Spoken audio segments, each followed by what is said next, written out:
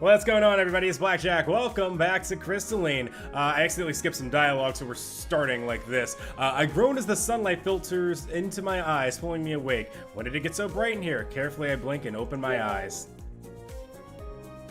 What time is it? Judging by how bright the sun is, it must be some time in the afternoon. Pushing myself up on the bed, I feel something stir beside me. No. The Pongo blinks bleary eyes.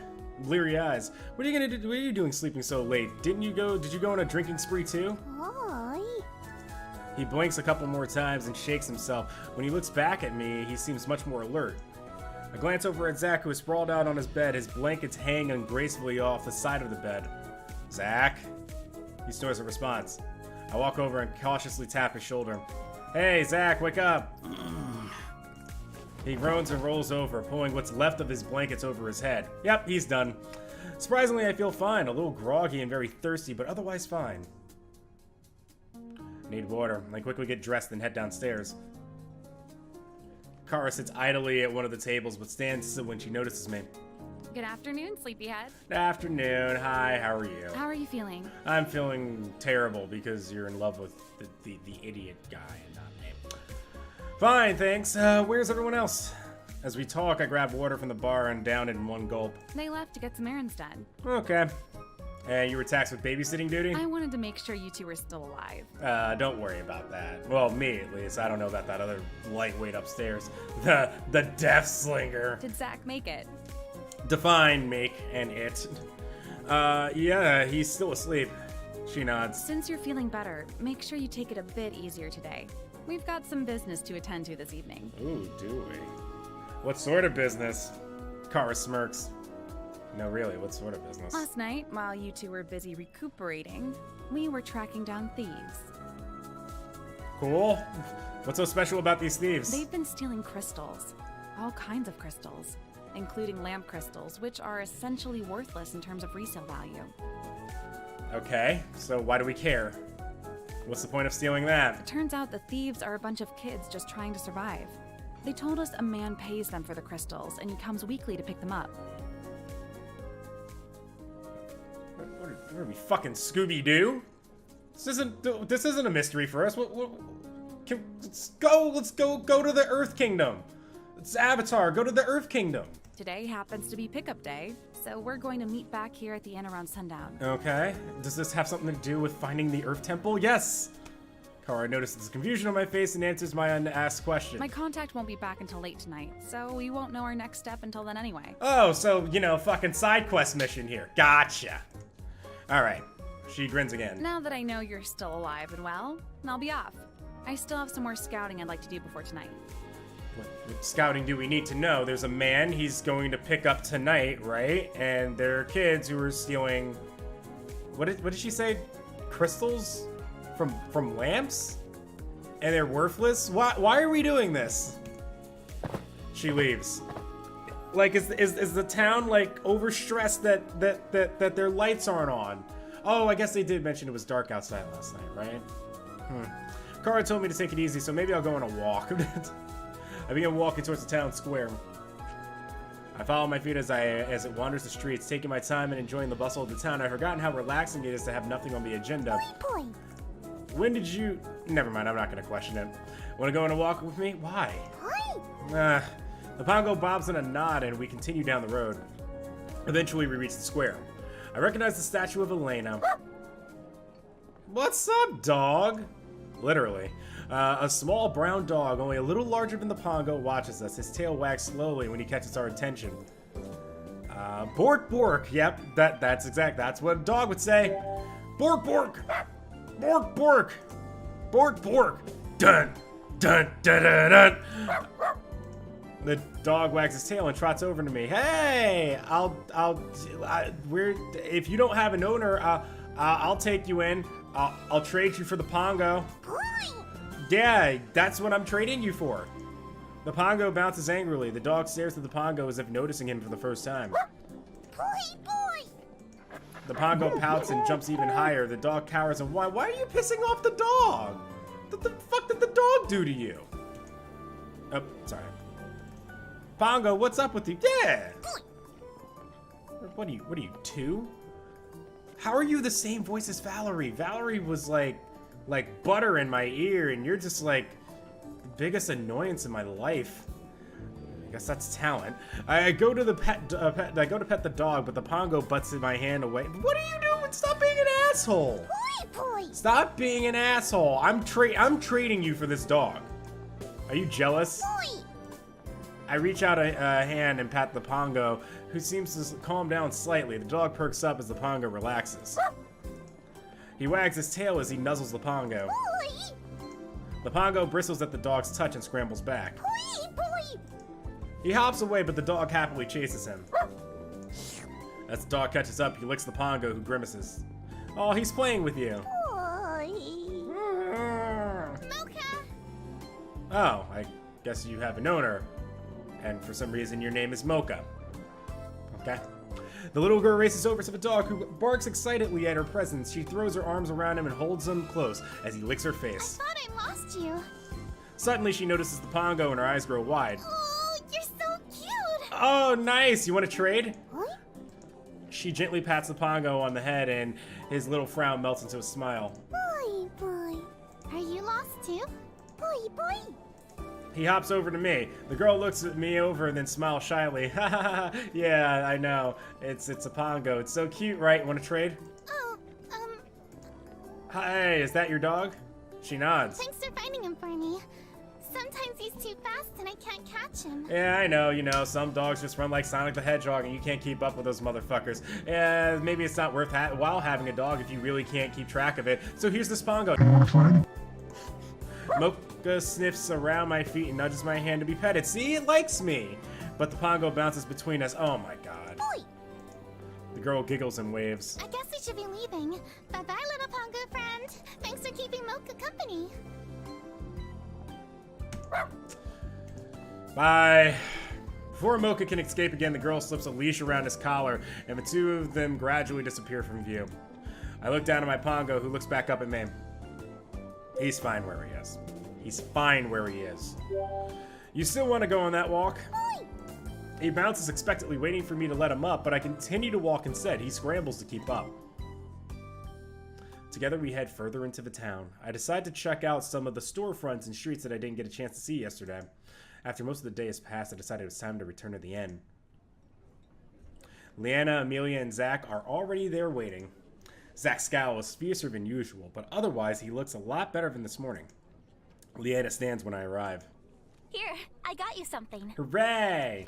She passes me a gauntlet similar to the one on her wrist, and the sphere inlaid is the same color as Liana's. That must be a wind crystal. It also must mean that she likes me. Is this a manipulator? Yeah, I was thinking about your last attempt at casting, and I figured this might be more helpful with future training.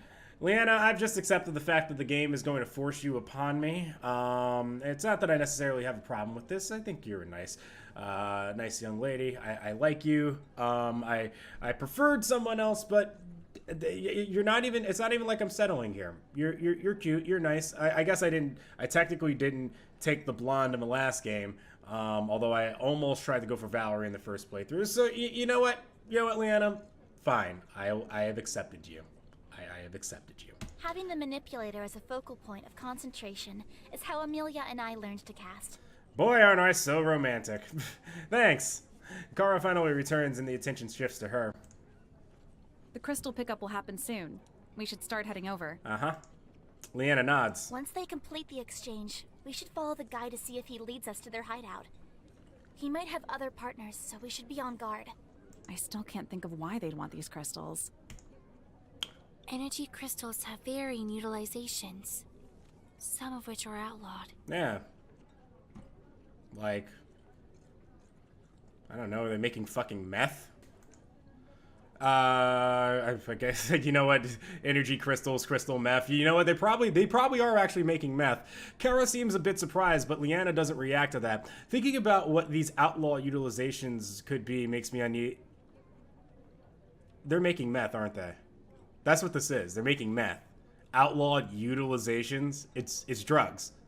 It's crystal meth. They're making crystal meth. That has to be it. We have our plan. Let's get started. Okay.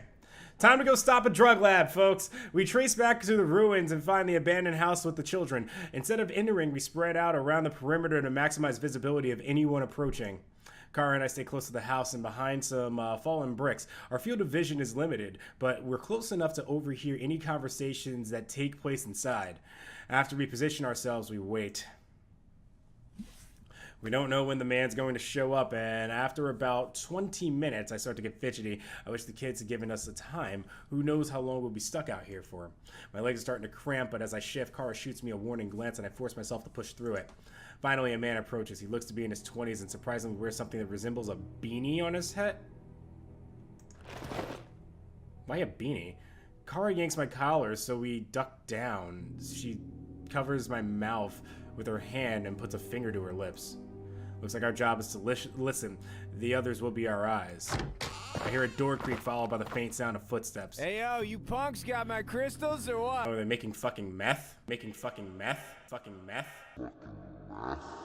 Oh my fucking god! They really are making crystal meth! I was fucking joking! I wasn't serious! I was not serious! I was not serious. Are you fucking kidding me? It actually... Oh, we're in fucking Breaking Bad. This is really fucking happening right now. Jesse Pinkman? Why? Why? Every single time. I fucking know. They're really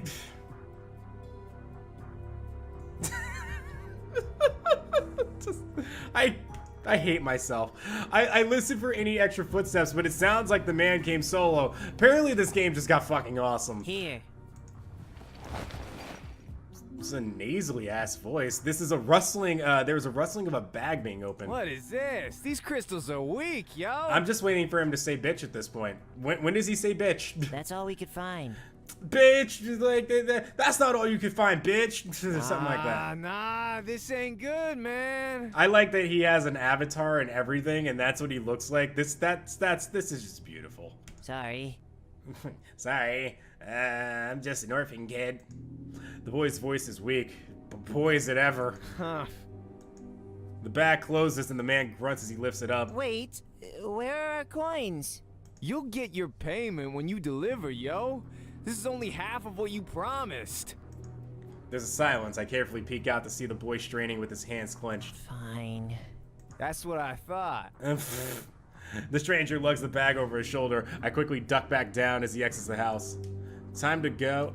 I turn to face Kara, who wears a serious frown and has fury in her eyes. I don't think I've ever seen her angry before, let alone this angry. She looks like she's about to rip that guy's head off. Kara? Did you not see that? We should take him out now. Yeah, I saw all of that. Don't be stupid. Think about the bigger picture. He could just be a messenger. We have to stick to the plan. After all, he's Jesse Pinkman. Pinkman. So, you know, there's no way he actually knows what the fuck he's doing. Kara clenches and unclenches her jaw, then she nods, still fuming. I know you're right, but still. He'll get his justice soon enough. Let's hurry up and go. Yeah. We trail the man out of Stonecrest, making sure to stay behind buildings and keep to the shadows so as not to be spotted. Kara slips in and out of the alleys with ease, and it takes a lot of my concentration not to lose her. No wonder she's always sneaking up on us. I assume the rest of our team is also following him, as I'm unable to spot them. That's for the best. The less chance of being noticed, the better. Outside of the city gates, it's a little harder to stay hidden as it opens out into a more open field. At least since we're spread out, it won't be easy for him to escape if he tries to. We successfully followed him to what looks like an abandoned train car. Oh my god, it really is. It really is. They're making fucking meth. That's what they're actually doing. That there's some kind of dark smoke emitting from the top. The man, oh yep, there's the meth. The man pauses and we crouch lower behind cover as he looks around. He doesn't spot any of us and enters the train. Kara again puts her fingers to her lips and I nod, saying low. We sneak towards the train. The windows are all blocked off, but we can crouch below them anyway. I can hear muffled voices as I gently press my ear against the train. Yo, Mr. White! Mr. White. Mr. White. Jesse, how many times do I have to tell you to call me Heisenberg?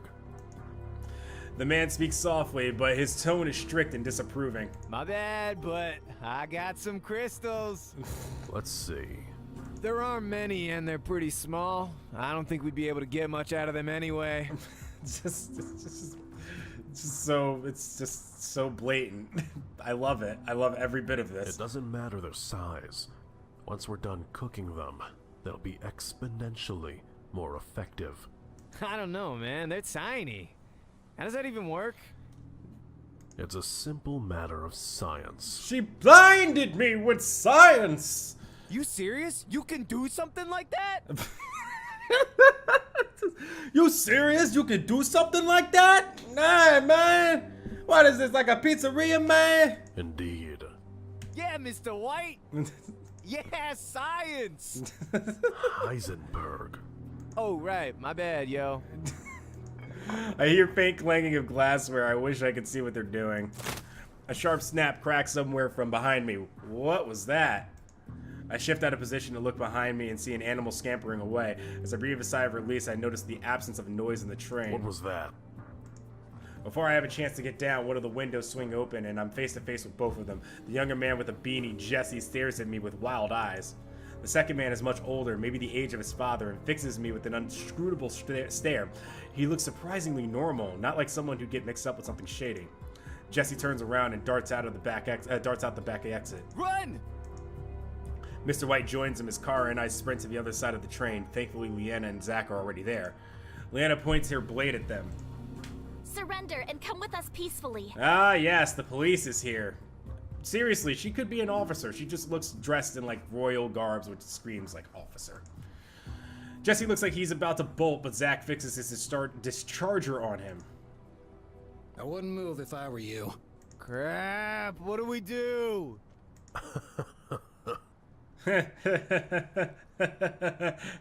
We're fucked, aren't we? Why are you laughing at a time like this?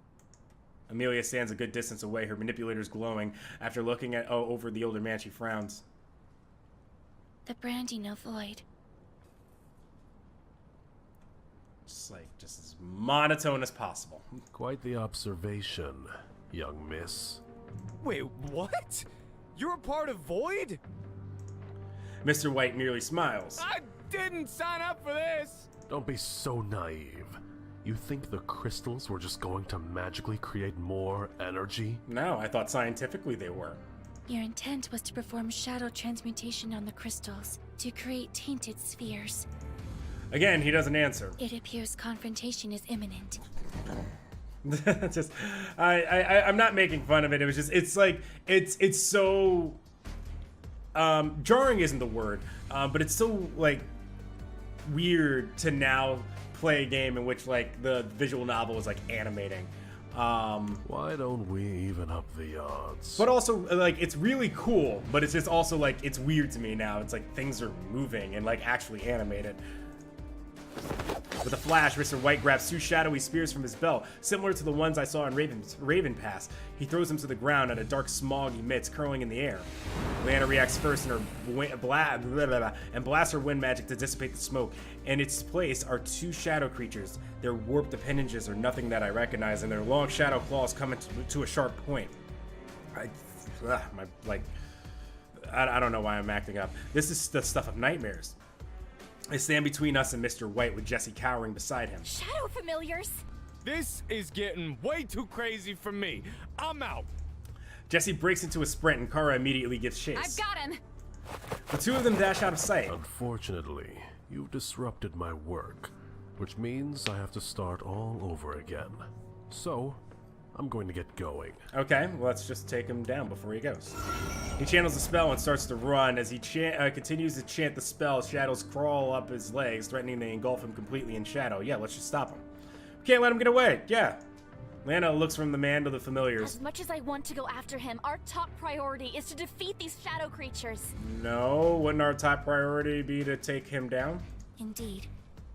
Shadow familiars this close in proximity to a city can wreak havoc and incite widespread panic.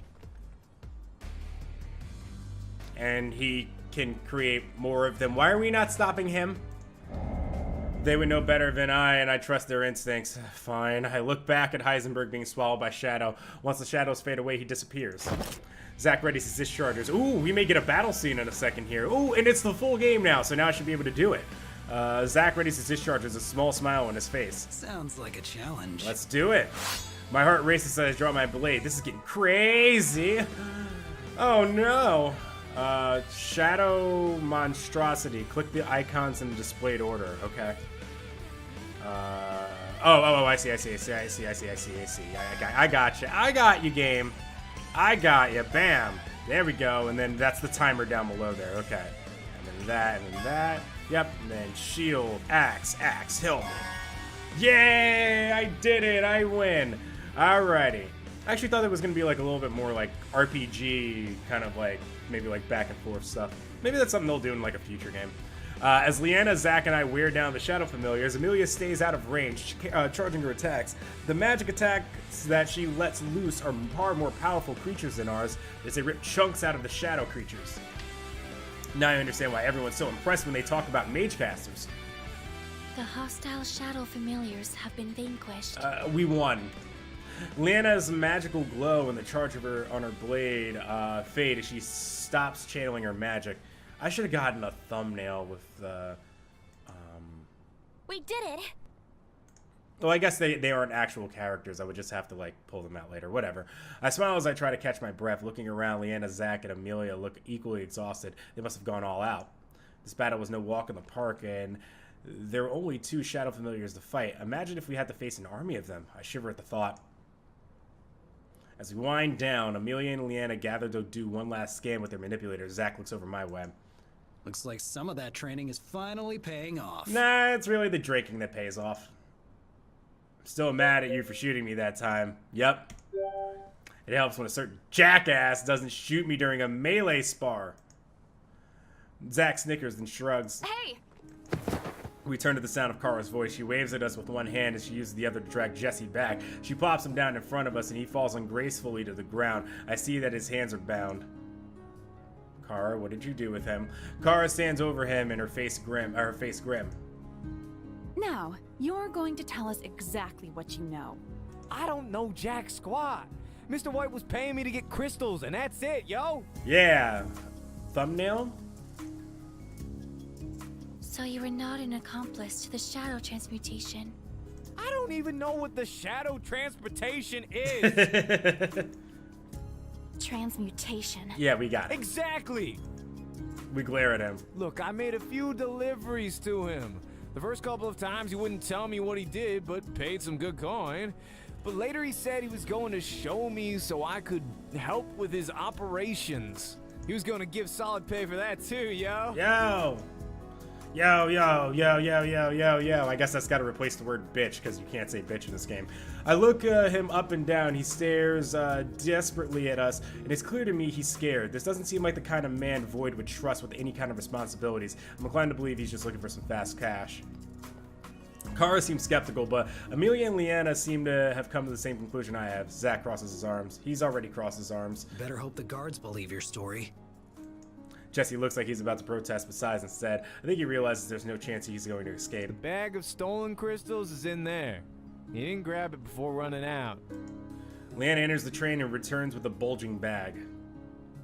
Let's go turn him into the guards. They'll take it from here. Alright. Zack hauls Jesse back to his feet and leads him back towards town. Luckily, it's late at night, so very few people walk the street. The few who do give us long stares as we pass. When we arrive at the guards barrack, the person on duty gets to his feet. He looks at Liana in recognition. Oh, it's you again. We found the source of your missing crystals. Zack pushes Jesse forward and he stumbles into the ground and grabs a hold of him. The guard eyes him up and down. It's this guy? Not quite. Kind of, but not really. Oh man, it was all 'cause of Void! Yeah, man. The guard stares at him, clearly unconvinced. Uh-huh. Maybe in lockup you'll have time to think up a better story. It's not him. I'm telling you the truth, bitch! Okay, apparently we can say bitch. I've been waiting for him to say it this whole time and he drops it now. The guard frowns and passes Jesse off to another guard who takes him into the back. Then the guard turns back to us. Hopefully you won't have any more issues. The guard grins and looks relieved. I can't thank you all enough. You have no idea how much of a thorn in my side this has all been. As promised, there's a reward for helping us catch the culprit. Yay! What do we get? He produces. Wow. Just yawned really heavily. He produces a heavy satchel of gold, which he hands over to us. Thanks again for all your help, and I hope you have a safe night. Thanks. We leave the guardhouse and equally divvy up the reward money. As everything settles down, the group decides to return to the inn. I'm glad we got to the bottom of things, but I can't help but wonder what will happen to those kids. Not really attached to them. I mean, I guess I could, but I didn't learn shit about them. Sure. I'll meet you guys at the end. I think I forgot something. Fine. I slip away before anyone can ask me any questions and make my way back to those kids. They were dependent to those kids. I never met them. I never met them. The only thing that I knew about the kids was that I was told that they were kids. But they're making it sound as if like I've met them before.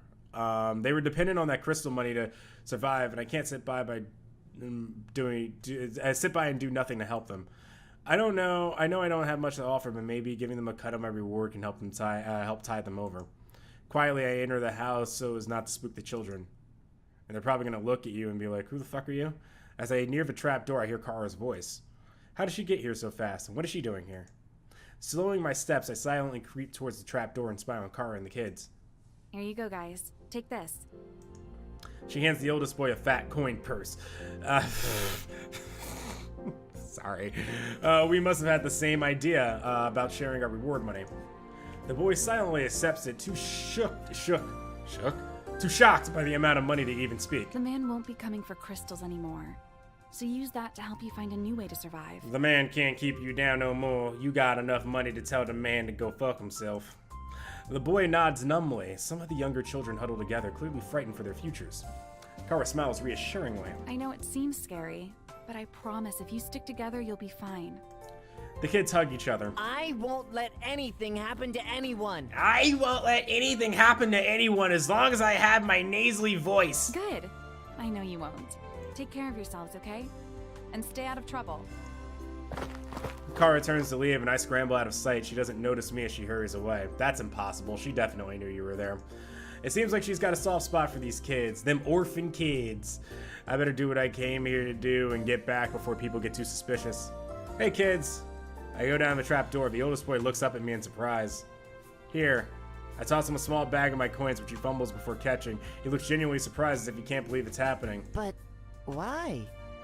Also, who are you? Would be my next question. Why would he be like cool with this? He would be confused as shit as to who I am. If it weren't, I get that the other members of my team have been there, but I have not. If it weren't for you, we wouldn't have caught the bad guys. You kids were a big help. Really? He looks at the other children who give him hopeful eyes and he grins. Thank you. I nod. I should be getting back. Once I return to the upstairs, I hear the children scramble below, and a series of excited gasps as they inspect the reward money. Oh. Wow, the girl gave us so much! Yeah, fuck that other guy. Fuck that other guy. The girl was like, wow, she just gave us all the money. I've never seen so much money before in my life. I wonder if Kara has a soft spot for orphans. The boy still gave a lot, though. More than we got from crystals. Wow, just how much money did Kara give them? Was it the whole reward? For a treasure hunter, that seems very generous. Maybe there's more to it. I wonder what it could be as I return to the inn and meet up with the rest of the group. As I enter in the inn, Liana looks around. Where's Kara? Kara's not back yet, but she left before me. Oh, I'm not saying that out loud, okay. I don't know, I thought she was following everyone back. I thought so too. Liana bites her lip and furrows her brow. I'm sure she'll be back soon. While we wait for Kara to return, we decide to grab something to eat. With all the excitement going on, we forgot about dinner. We get our orders and settle in. Zach and Liana dig in. Amelia, on the other hand, is quiet as she stares at her plate. Is she okay? Amelia? She looks up at me. Yes? Something wrong? She shakes her head. No. I was pondering about the lab at the Void Hideout, which was used to perform shadow transmutations. No, that's where they were creating... Oh, right, you're 15. Right, yeah, shadow transmutations, not drugs. Yep. Sure thing, don't mind me. She nods and returns to her thoughts. Zach and Liana talk quietly about Void. It sounds like they're using a new technique to transform regular crystals into tainted spheres, and those are dangerously powerful and unstable. It sounds like bad news all around. By the time we finish up our meal, Kara returns. Hey guys, sorry I'm late. I met up with my contact and he came through. He said that there's some adventurer who's been talking about one of those high concentrations of energy. We need to talk about you and this contact. You just kind of randomly go places and know people. I'd like to know. He's at Hearth Point right now, but probably won't be staying for too long. We should head there in the morning and see what he knows. What's the guy's name? Arton Hunt. Also, jealous. Zach shrugs. I guess he doesn't know him. It might sound like just a rumor, but there's always a grain of truth in a rumor. At the very least, we should be able to get a clue or two. Okay. Liana nods. Okay, tomorrow we'll head for Hearth Point. Yay! Amelia nods. I yawn widely. Tonight, though, I'm ready for bed. The team murmurs their agreement, and we all turn in early. It's been a long day, and that fight really took it out of me. After getting ready, I climb into bed and immediately fall into a deep sleep.